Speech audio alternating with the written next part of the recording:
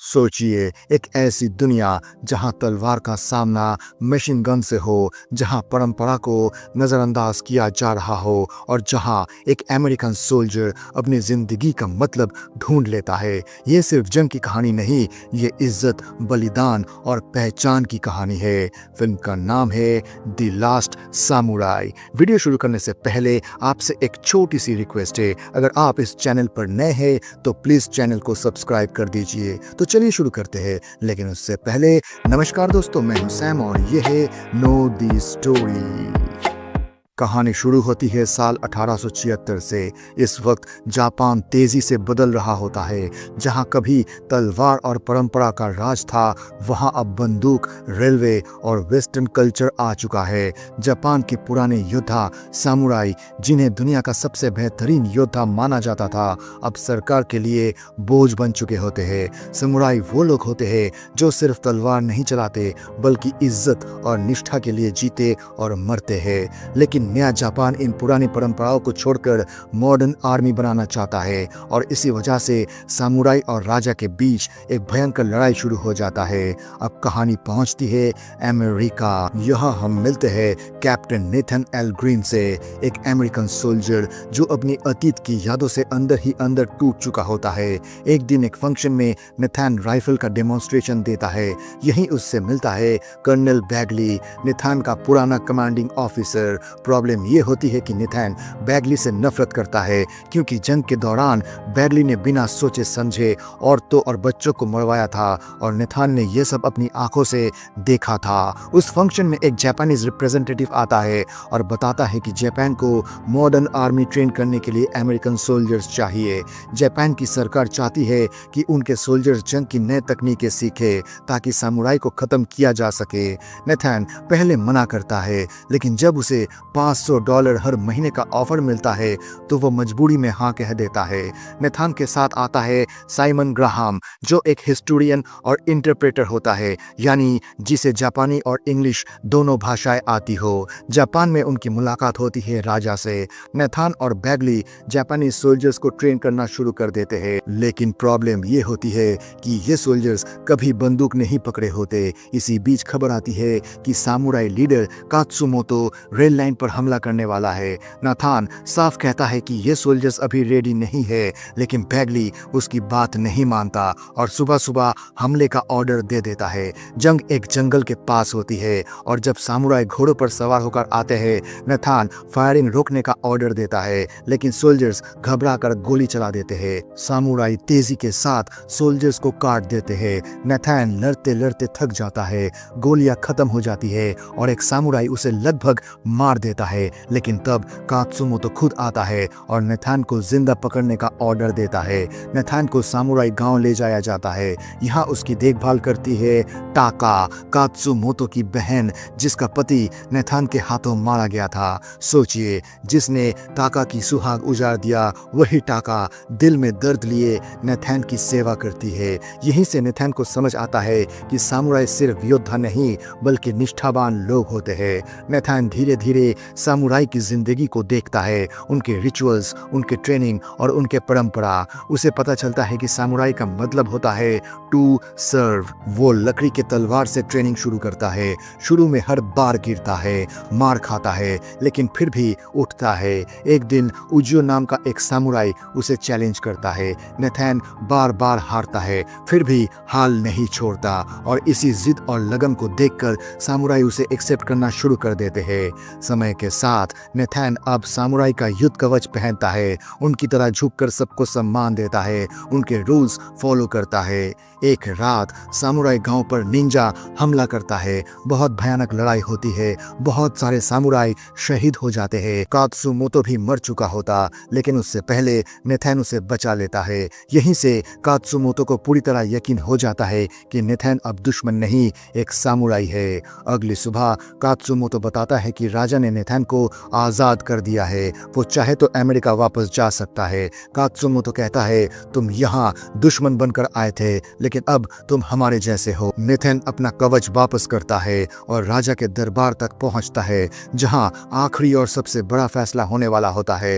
Nathan जब samurai गांव छोड़ता है तो उसके लिए ये सिर्फ एक जगह नहीं होती, ये वो जगह होती है जहां उसने अपनी रूह को फिर से जिंदा होते देखा।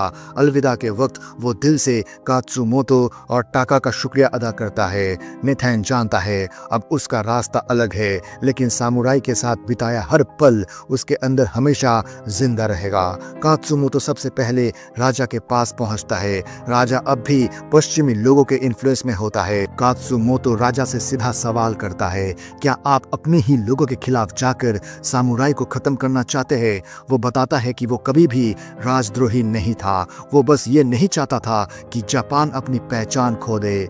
नेथन देखता है कि जापानीज आर्मी पूरी तरह मॉडर्न हो चुकी है, मशीन गन्स, राइफल्स, सब कुछ। कर्नल बैगली फिर से नेथन को साथ मिलने के लिए बोलता है, लेकिन नेथन साफ साफ मना कर देता है। नेथन अब सिर्फ एक अमेरिकन सोल्जर नहीं होता, वो सामुराई के दर्द और उनके उसूल समझ चुका होता है। सरकार अब एक नया कानून लागू करती है, सामुराई को सड़क पर देखते ही गिरफ्तार या मार दिया जा सकता है। नेथन अपनी आंखों से देखता है कैसे कात्सुमोतो के बेटे नोबुनागा को आर्मी घेर लेती है।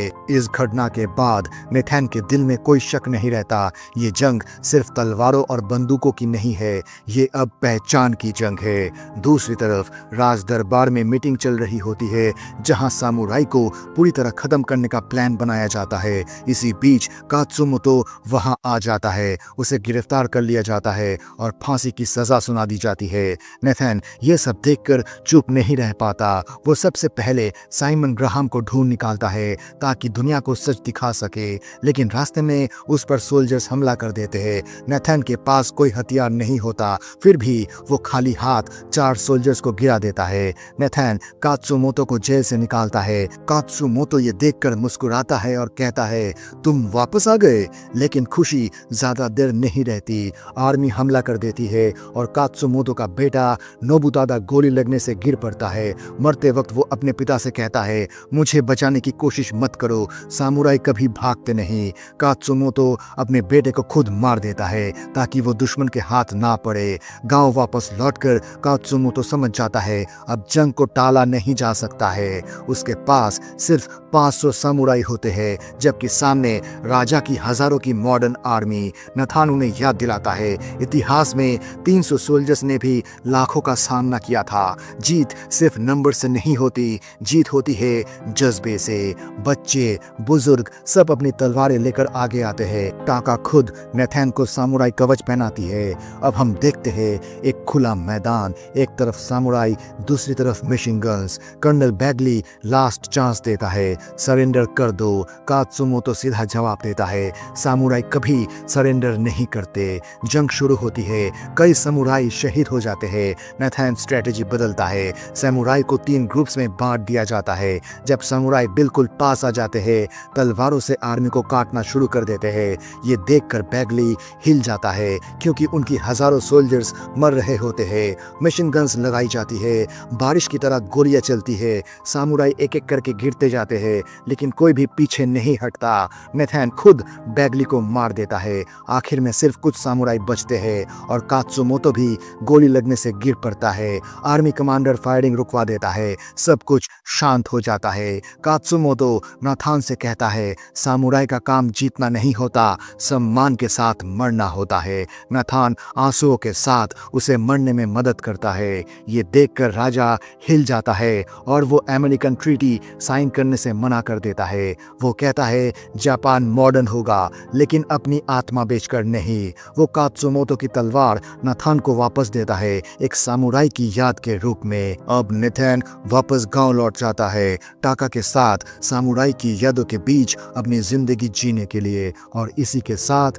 ये कहानी यही खत्म होती है। अब सवाल आपसे है, अगर आपको 2 रास्ते मिले, एक तरफ जिंदगी, पैसा और आराम, और दूसरी तरफ इज्जत, उसूल और एक ऐसी जिंदगी जहां शायद कल हो ना हो, तो आप क्या चुनते? कमेंट में जरूर बताइए आप कौन सा रास्ता चुनते। है और क्यों। तो दोस्तों, अगर आपको ये कहानी पसंद आई हो तो वीडियो को लाइक करें, अपने दोस्तों के साथ शेयर करें और ऐसे ही और मूवी एक्सप्लेनेशंस के लिए हमारे channel know the story Hindi को सब्सक्राइब करना ना भूलें। आपका एक सब्सक्राइब हमें और कहानियां सुनाने के लिए प्रेरित करता है। मिलते हैं अगले वीडियो में एक और दिल छू लेने वाली कहानी के साथ। तब तक के लिए अपना ख्याल रखिए।